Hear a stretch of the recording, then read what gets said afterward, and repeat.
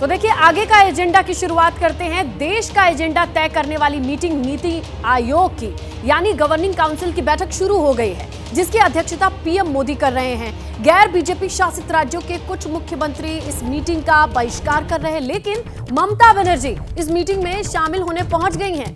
नीति आयोग की मीटिंग में तमिलनाडु के सीएम एमके स्टालिन, केरल के मुख्यमंत्री पिनराई विजयन और पंजाब के सीएम भगवंत मान शामिल नहीं हुए हैं। इसके अलावा कर्नाटक के सीएम सिद्धारमैया, तेलंगाना के सीएम रेवंत रेड्डी, हिमाचल प्रदेश के सुखविंदर सिंह सुक्खू सीएम ये भी दूरी बनाते नजर आए हैं। तो नीति आयोग की इस बैठक, जिसकी अध्यक्षता प्रधानमंत्री नरेंद्र मोदी कर रहे हैं, इसमें ना पहुंचने वालों की लिस्ट भी है और पहुंचने वालों में अगर विपक्षी दलों की आप बात करें तो ममता बनर्जी इस मीटिंग में मौजूद हैं। और अब इस मीटिंग की जो इंटरनल डिटेल है वो हम आपके सामने रखेंगे। क्या कुछ चीजें चल रही हैं ये सब हम आपको बताएंगे, लेकिन जरा मोटा मोटी समझ लेते हैं कि क्या है ये बैठक और किस तरीके से इसे आयोजित किया जाता है। नीति आयोग की इस बैठक की बात कर ले तो गवर्निंग काउंसिल की बैठक है और विकसित भारत यानी 2047 तक डेवलप नेशन बनाने की रणनीति पर चर्चा होती है। विरोध कौन कौन कर रहा है? अगर आप विरोध की बात करेंगे तो ज्यादातर गैर बीजेपी शासित जो राज्य हैं उनका विरोध सामने आया। कहा यह जा रहा है कि जो बजट सामने आया उसमें पक्षपात किया गया है। आरोप बजट आवंटन में भेदभाव, यानी अगर बजट ही क्लियरली डिस्ट्रीब्यूट नहीं हुआ है तो हम नीति आयोग की इस बैठक में बैठ के क्या करेंगे और किस पर चर्चा करेंगे। इसे लेकर के इस बैठक से दूरी बनाने वाले राज्यों की भी लिस्ट सामने है, लेकिन ममता बनर्जी जरूर शामिल हुई हैं जो गैर बीजेपी शासित राज्यों की मुख्यमंत्री नहीं है और उसमें यहां उनका आना, इस पर निगाहें टिकी हुई हैं। और इस बैठक की शुरू होने की तस्वीर भी आ चुकी है। नीति आयोग की बैठक में लगातार मुख्यमंत्री पहुंच रहे हैं। मुख्यमंत्रियों का कहना है कि पीएम के नेतृत्व में देश विकास की गति पर तेजी से आगे बढ़ रहा है। यशस्वी प्रधानमंत्री के नेतृत्व में नीति आयोग की बैठक होने जा रही, मैं स्वयं उसमें शामिल होने जा रहा हूं। और जैसा कि हमने सबने देखा कि यशस्वी प्रधानमंत्री के नेतृत्व में जिस प्रकार से पूरे देश पे ध्यान दिया जा रहा, दुनिया में भारत की इज्जत बढ़ी है। मध्य प्रदेश भी कदम से कदम मिला करके बढ़ना चाहता है। इसी कारण से मैं स्वयं भी मध्य प्रदेश की ओर से आज इस बैठक में शामिल हो रहा हूं। और हमारे कई सारे अलग अलग प्रकार के नवाचार भी है, कई काम हमारी सरकार ने किए भी हैं, कई करने की संभावना भी है। उम्मीद करते हैं कि माननीय प्रधानमंत्री के नेतृत्व में सभी कामों में सफलतापूर्वक आगे बढ़ेंगे। आज नीति आयोग की बैठक में विकसित भारत 2047 के विषय पर आदरणीय प्रधानमंत्री नरेंद्र मोदी जी के अध्यक्षता पे चर्चा होगी। महाराष्ट्र के विकास के बारे में भी चर्चा होगी, केंद्र सरकार के सहयोग के बारे में चर्चा होगी और 2047 में विकसित भारत बनाने के लिए, देश को आर्थिक महासत्ता बनाने के लिए जो सपना आदरणीय मोदी जी ने लिया है उसको पूरक हमारा महाराष्ट्र राज्य काम कर रहा है। निश्चित रूप से उनके $5 ट्रिलियन के लिए सपने के लिए $1 ट्रिलियन का जो महाराष्ट्र का गोल है वो भी अचीव करने के लिए हमारी सरकार काम करे। तो मुख्यमंत्रियों का क्या कहना है ये आपने सुन लिया। अब आपको लिए चलते हैं दिल्ली। मनोज्ञा लोईवाल हमारी सहयोगी हैं जो लगातार नजर बनाए हुए हैं। सबसे पहला सवाल तो यही बनता है मनोज्ञा कि कौन आया कौन नहीं आया और उसके बाद बाकी की अपडेट्स। देखिए, आपने जिन लोगों के आने और नहीं आने की बात थी ये तो बता दी, लेकिन मैं आपको ये बता दूं कि आज कम से कम यहाँ पर राष्ट्रपति भवन कल्चरल सेंटर में, जहाँ पर आज ये बैठक हो रही है, 9th गवर्निंग काउंसिल की बैठक है। And national institute for transforming India यानी कि नीति आयोग जिसका नाम दिया गया था, 2015 में तो इसका गठन किया गया था, बट ये 9th गवर्निंग काउंसिल की मीटिंग है। पर ये पहला मौका है जब बीजेपी के साथ घटक दलों के साथ यानी कि एनडीए की सरकार है और पूर्ण बहुमत में बीजेपी नहीं है। ऐसे में आज मुख्यमंत्री ममता बनर्जी का और विपक्षी दलों का होना और विपक्षी राज्यों के मुख्यमंत्री का होना एक बात तो साफ कर देता है कि बहुत सारी ऐसी बातें हैं जिन पर आज सवाल उठाए जाएंगे। सवाल इसलिए भी उठाए जाएंगे क्योंकि बजट सत्र के दौरान इस नीति आयोग की बैठक के साथ साथ जो अंतर है प्लानिंग कमीशन और नीति आयोग में, वो हमेशा रहा है कि टॉप टू बॉटम अप्रोच रही है प्लानिंग कमीशन की, लेकिन अगर आप इसकी नीति आयोग की बात करें तो यहाँ बॉटम टू टॉप अप्रोच है और यही अंतर है। पर आज की बैठक हो रही है 2047 में विकसित भारत की तस्वीर कैसी होगी इस पर मंथन करने के लिए और इन्हीं चुनौतियों का सामना करने के लिए। साथ ही साथ प्रधानमंत्री नरेंद्र मोदी की अगुवाई में इस बैठक में आज यहाँ पर कई सारे कैबिनेट मंत्री, क्योंकि वो भी इसका हिस्सा होते हैं, जिसमें गृह मंत्री से लेकर स्वास्थ्य मंत्री से लेकर लगभग हर मंत्रालय के मंत्री शामिल होते हैं जो महत्वपूर्ण माने जाते हैं, और आला नेता भी शामिल होते हैं बतौर मंत्री ही।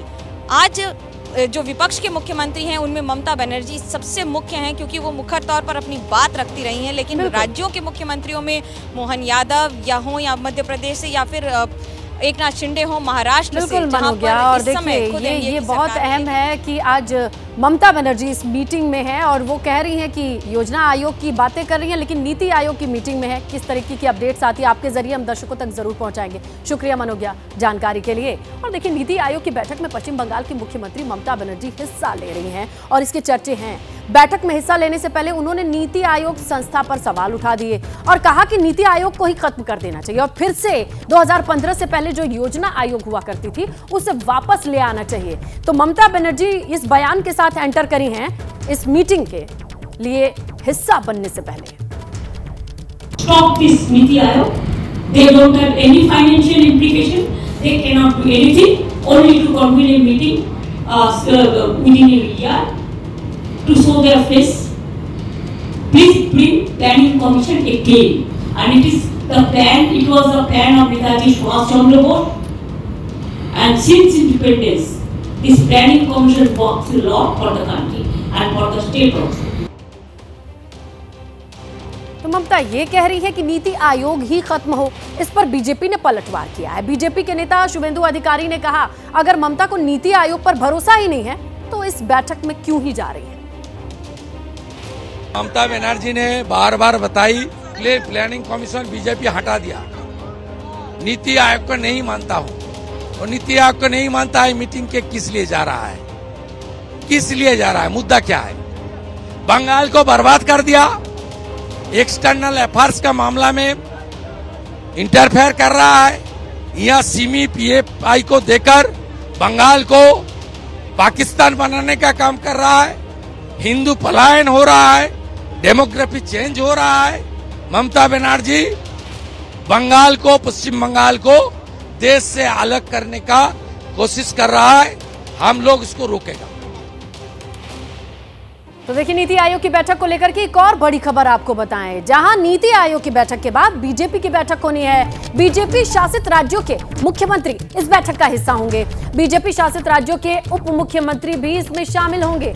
पीएम मोदी, जेपी नड्डा, अमित शाह इस बैठक में मौजूद रहेंगे। इसके अलावा राजनाथ सिंह, बीएल संतोष भी मौजूद रहेंगे।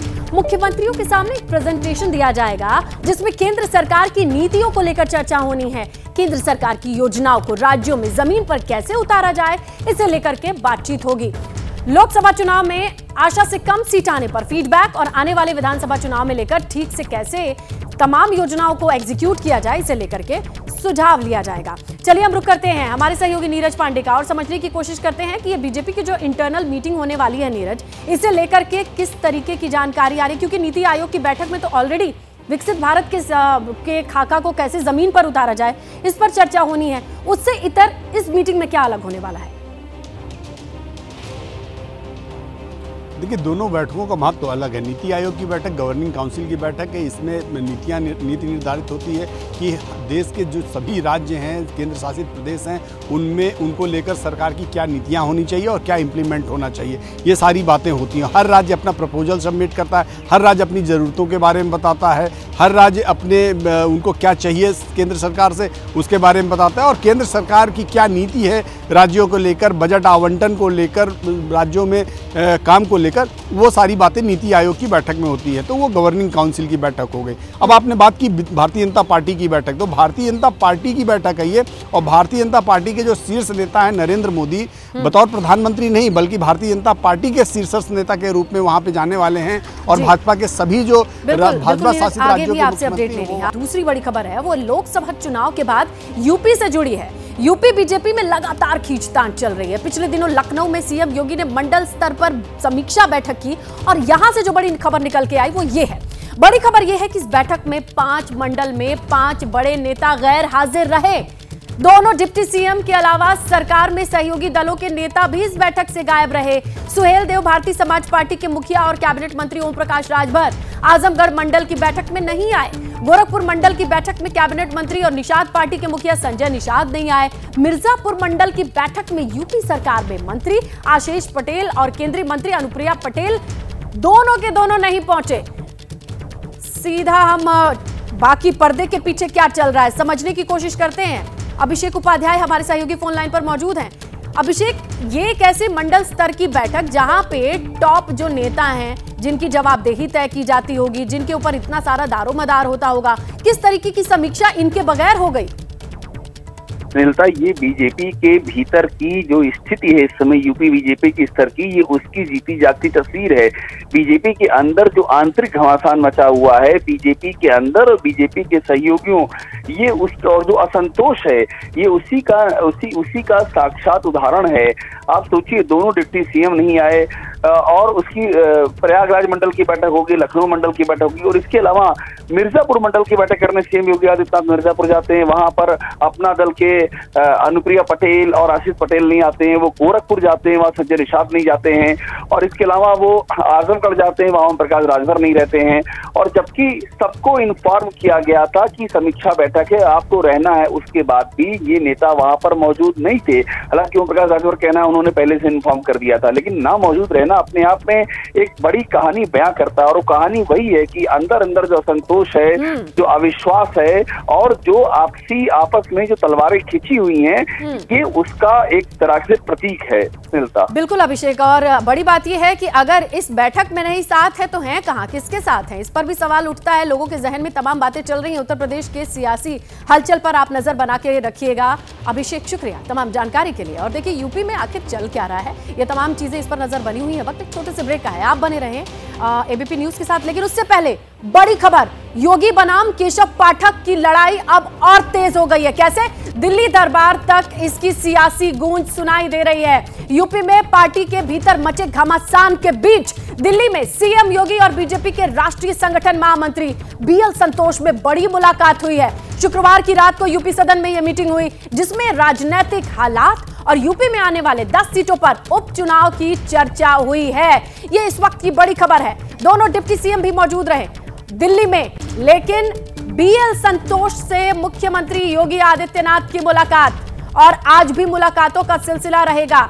सियासी हलचल और तेज होती जा रही है। जिस तरीके से दिल्ली में सीएम और उत्तर प्रदेश के दोनों डिप्टी सीएम मौजूद हैं, कौन किससे मिला, इस पर निगाहें टिकी हैं और जाहिर तौर पर टिकी रहेंगी। पीएम मोदी से मिल सकते हैं मुख्यमंत्री योगी आदित्यनाथ। अमित शाह से भी मुलाकात हो सकती है मुख्यमंत्री योगी आदित्यनाथ की। जेपी नड्डा से भी मुलाकात संभव बताई जा रही है। यानी बीजेपी नेतृत्व से किस तरीके से मुलाकातों का सिलसिला चल रहा है, आइए जानने की कोशिश करते हैं कि पर्दे के पीछे से क्या जानकारी निकल के आ रही है। निधि श्री नजर बनाए हुए हैं, उनसे जानकारी लेते हैं। निधि, जरा बताएं कि आज किस किस से कहां मुलाकात होने वाली है और मुलाकात को लेकर किस तरीके की बातें चल रही है, समझाइए जरा। बिल्कुल श्रीलता, देखिए कल रात को लगभग 9:30 बजे बीएल संतोष यूपी सदन पहुंचते हैं। राष्ट्रीय महामंत्री हैं संगठन के, बीजेपी संगठन के, और वो उनकी मुलाकात लगभग 1 घंटे योगी आदित्यनाथ से होती है। लेकिन बीजेपी में जो अंतर्कलह है वो अब किसी से छुपा हुआ नहीं है। जाहिर सी बात है, विपक्ष जो है वो लगातार कटाक्ष कर रहा है। यूपी सदन में योगी आदित्यनाथ रुकते हैं, और संभवतः पहली बार ऐसा हुआ है जब उत्तर प्रदेश के तीनों सीएम और दोनों डिप्टी सीएम मिलाकर तीनों मुख्यमंत्री जो है वो दिल्ली में हो और तीनों अलग अलग जगह पर हो।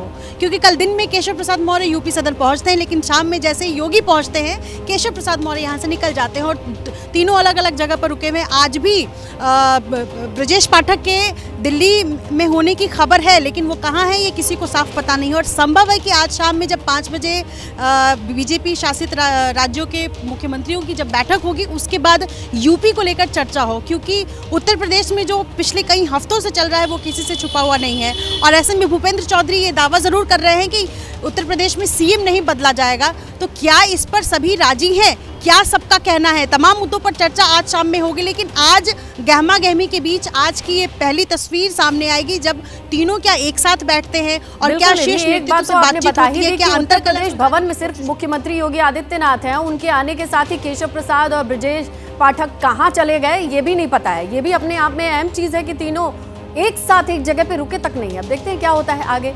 चलिए, इसी बीच बड़ी खबर मिल रही है। यूपी बीजेपी में खींचतान के बीच अखिलेश यादव और केशव प्रसाद मौर्य में जुबानी जंग जो है वो और तेज हो गई है।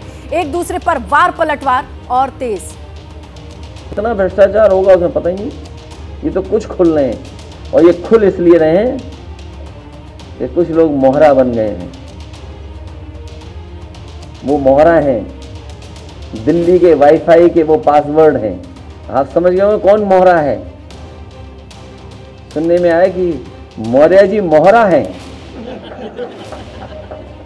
दिल्ली के वाईफाई के पासवर्ड हैं। अगर दिल्ली वाले किसी से मिलते हैं तो लखनऊ वाले भी मिल रहे हैं किसी से, तो बताओ सरकार चलेगी ऐसे? देखिए, श्री अखिलेश यादव जी पिछड़ों के, दलितों के सदा विरोधी रहे हैं और वह स्वयं कांग्रेस पार्टी की मोहरा है। तो मोहरा, वाईफाई के पासवर्ड और शंटिंग इंटरसिटी, ये तो सियासी कीवर्ड हैं आजकल उत्तर प्रदेश के। बड़ी खबर है, जम्मू कश्मीर में घुसपैठ की बड़ी कोशिश नाकाम की गई है और यहां इस मुठभेड़ में एक आतंकी के मारे जाने की खबर है, जबकि सेना के मुताबिक पाकिस्तान का यह आतंकी मारा गया है। 2 जवान हमारे देश के घायल हैं। यह ऑपरेशन अभी भी जारी है। यहां पर कामयाबी, एक आतंकी को ढेर किया गया है। मुठभेड़ अभी भी जारी है। घुसपैठ की बड़ी कोशिश में थे ये आतंकी, जिनमें एक आतंकी को ढेर किया गया है। हालांकि अभी भी ऑपरेशन जारी है। 2 जवानों के घायल होने की भी खबर है इस ऑपरेशन के दौरान, लेकिन अभी भी ये ऑपरेशन जारी है। घुसपैठ की कोशिश में आतंकी नापाक मंसूबों के साथ। फिलहाल ग्राउंड पर क्या चल रहा है, हमारे सहयोगी आसिफ कुरैशी इस वक्त फोन लाइन पर मौजूद हैं, उनसे जानकारी लेते हैं। आसिफ, जरा बताएं कि ऑपरेशन कब से चल रहा है और क्या अपडेट है ताजा? देखिए, ऑपरेशन के बारे में जो जानकारी हमारे साथ साझा की गई है उसमें सेना की तरफ से इस बात की आधिकारिक तौर पर पुष्टि कर दी गई है कि सेना के एक बंकर को, यहाँ पे एक पोस्ट को निशाना बनाकर ये हमला किया गया था और माना यही जा रहा है कि ये एक बॉर्डर एक्शन टीम की कार्रवाई है, जिसमें पाकिस्तानी सेना की मदद से कुछ मिलिटेंट्स ने सेना के एक पोस्ट को निशाना बनाने की कोशिश की थी। दोनों ओर से हुई गोलीबारी में सेना ने आधिकारिक तौर पर 2 जवानों के जख्मी होने की बात कबूली है और एक हमलावर को भी मार गिराने की पुष्टि कर दी है। सेना का यह कहना है कि एक पाकिस्तानी नागरिक जो इस हमले में शामिल था उसको मार गिराया गया है। ऑपरेशन अभी भी जारी है, लेकिन घटना के बारे में ये स्पष्ट तौर पर कह पाना कि ये सिर्फ एक घुसपैठ की कोशिश थी या एक बड़ी बैक एक्शन की कार्रवाई थी, इस बात पर ज्यादा जानकारी हमारे साथ साझा नहीं की जा रही है। लेकिन अभी भी इस इलाके में ऑपरेशन भी चल रहा है और रुक रुक के गोलियों की आवाज सुनाई दे रही है, ये हमारे सूत्र हमें बता रहे हैं। जी बिल्कुल आसिफ, आप नजर बना के रखिएगा। हालांकि सेना अपनी इंफॉर्मेशन को अपने लिहाज से साझा करती है। फिलहाल ये ऑपरेशन जारी है, ये बड़ी खबर है। एक आतंकी के मार गिराए जाने की सेना ने जानकारी साझा की है, ये बड़ी खबर है और अभी भी इनकी धरपकड़ जारी है। और देखिए, मानसून के बीच देश के कई राज्यों में बाढ़ जैसे हालात बने हुए हैं। कई राज्यों में इन दिनों मूसलाधार बारिश है और इसकी वजह से नदियां उफान पर हैं। कई इलाके बाढ़ की चपेट में हैं। बाढ़ बारिश से लोगों की जिंदगी किस तरीके से प्रभावित है, ये आप तस्वीरों के जरिए देखिए और समझिए।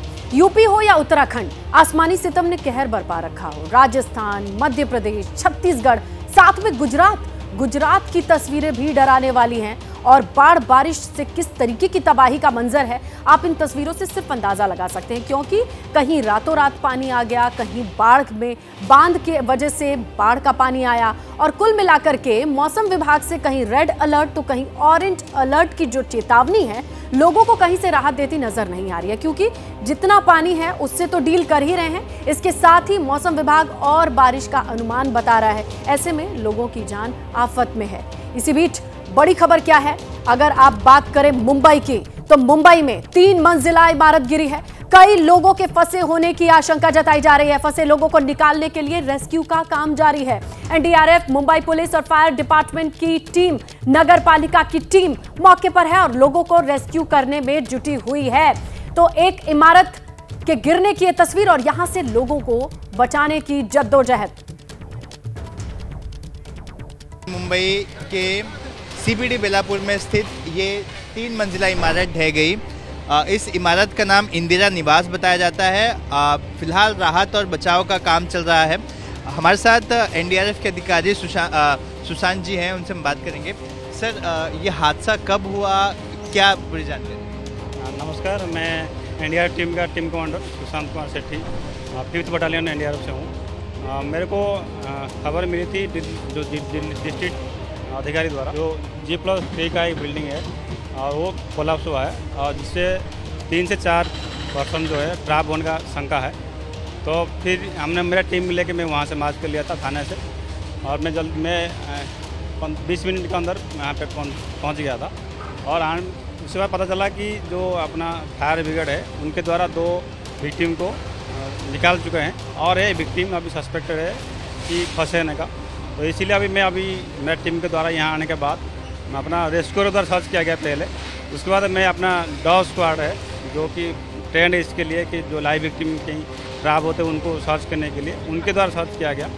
और उसके बाद अभी हम मलबा पहले होता आ रहे हैं, तो उसके बाद जो होगा आपको अपडेट देंगे। मतलब अभी भी एक जन अंदर फंसे होने की आशंका है? हाँ, एक सिविल पर्सन ये बता जा रहा है कि उनका जो ऑर्डर पर्सन रहते हैं जो पड़ोसी है वो बता रहे हैं कि एक और भी फंसे हैं। सर ये सर एक और सवाल, इतनी तेज़ बरसात की वजह से कोई दिक्कतें रेस्क्यू ऑपरेशन के? हाँ बिल्कुल, बारिश के मौसम में थोड़ा सा रेस्क्यू ऑपरेशन करने में दिक्कत तो आएगी, लेकिन फिर भी मेरी टीम लास्ट तक कहीं पे काम करेगी।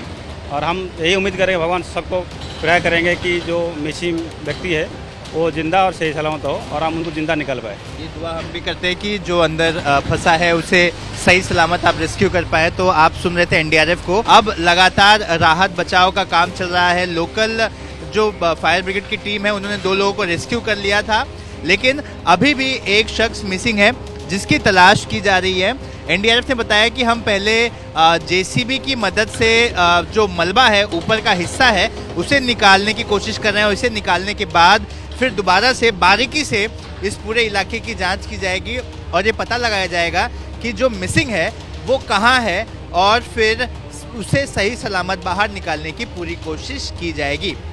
कैमरा पर्सन धर्मेंद्र पांडे के साथ सूरज ओझा, एबीपी न्यूज़, नवी मुंबई।